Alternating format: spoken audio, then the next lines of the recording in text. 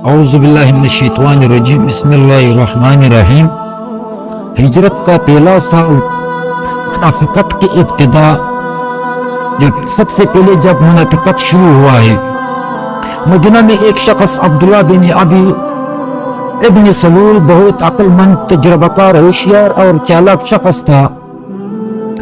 اس اور خزرج کے تمام قبائل پر اس کا اثر تھا۔ لوگ اس کی سرداری کو متفقہ طور پر تسلیم کرتے تھے۔ قبائل اوس و خزرج چند روز بیشتر جنگ بحث میں ایک دوسرے کے مقابل سب آرا ہو کر اور اپنی بہت سی بہادروں کو قتل کرا کر کمزور ہو چکے تھے۔ عبداللہ بن ابی نے اس حالت سے فائدہ اٹھاتے ہوئے اور دونوں قوموں میں اپنی قبولیت کی بڑھانے میں کوتاہی نہیں کی۔ مدینہ والے ارادے کر رہے تھے کہ عبداللہ بن ابی کو تمام مدینہ کا افسر اعلیٰ یا بادشاہ بنا لے اور ایک عظیم الشان جلسہ ترتیب دے کر اس میں باقاعدہ طور پر عبداللہ بن ابی کی سرداری کا اعلان کر دے، یہاں تک کہ عبداللہ بن ابی کے لیے ایک تاج بھی بنوا لیا گیا تھا۔ اسی دوران میں مدینہ کے اندر اسلام اور بانی اسلام علیہ السلام داخل ہوئی۔ رسول کریم صلی اللہ علیہ وآلہ وسلم کی مدینہ منورہ تشریف لے جانے کے بعد مدینہ میں مسلمان سب سے بڑی طاقت سمجھے جانے لگے اور بالآخر مسلمانوں کی فوقیت اور افسری کو مذکورہ بالا عہد نامے پر دستخط کر کے سب نے تسلیم کر لیا۔ اس کا لازمی نتیجہ یہ برآمد ہوا کہ عبداللہ بن ابی ابن سلول کی تمام امیدوں پر پانی پھر گیا اور اس کی بادشاہت و سرداری خاک میں مل گئی، کیونکہ وہ بڑا چالاک ہوشیار آدمی تھا۔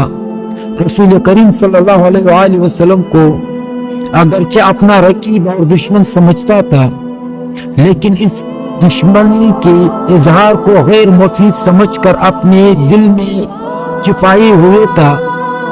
قبائل اوس اور قبائل خزرج میں جو لوگ ابھی بت پرست تھے، وہ سب عبداللہ بن ابی کے زیر اثر تھے۔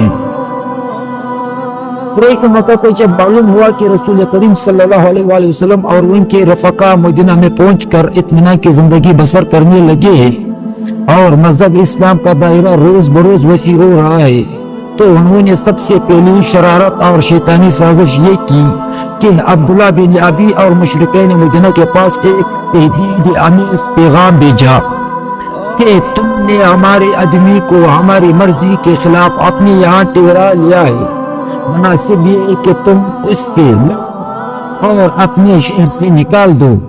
اگر تم نے ایسا نہ کیا تو ہم پورے ساز و سامان کے ساتھ مدینہ منورہ پر حملہ کریں گے، تمہارے جوانوں کو قتل کر دیں گے، تمہاری عورتوں پر متصرف ہو جائیں گے۔ اس پیغام کے پہنچتے ہی عبداللہ بن ابی نے تمام مشرکوں کو جمع کیا اور مکے والوں کو اس پیغام سے مطلع کر کے سب کو لڑائی پر آمادہ کر دیا۔ اتفاقاً رسول کریم صلی اللہ علیہ وآلہ وسلم کو اس مجلس اور اس سازش کا حال معلوم ہوا۔ آپ صلی اللہ علیہ وآلہ وسلم فوراً اس مجمع میں تشریف لے گئے اور لوگوں کو مخاطب کر کے کہا کہ اے قریش، مکہ نے تم کو دھوکہ دینا چاہے، اگر تم ان کی دھمکی اور دھوکے میں آ گئے تو بہت نقصان اٹھاؤ گے۔ تمہارے لیے بہتر یہ ہے کہ تم ان کو صاف جواب دے دو اور اپنے عہد و اقرار پر جو ہمارے ساتھ ہو چکا ہے قائم رہو۔ اگر قریش نے مدینہ پر حملہ کیا تو ہم کو ان کا مقابلہ کرنا اور ان سے لڑنا بہت آسان ہو جائے گا، کیونکہ ہم سب متفقہ طور پر ان کے سامنے آئیں گے، لیکن اگر تم مسلمانوں سے لڑے تو اپنے ہی ہاتھوں سے اپنے بیٹوں، بھائیوں اور رشتہ داروں کو قتل کرو گے اور برباد ہو جاؤ گے۔ رسول کریم صلی اللہ علیہ وآلہ وسلم کی یہ بات سن کر تمام مجمع نے تائید کی اور اسی وقت تمام مجمع منتشر ہو گیا۔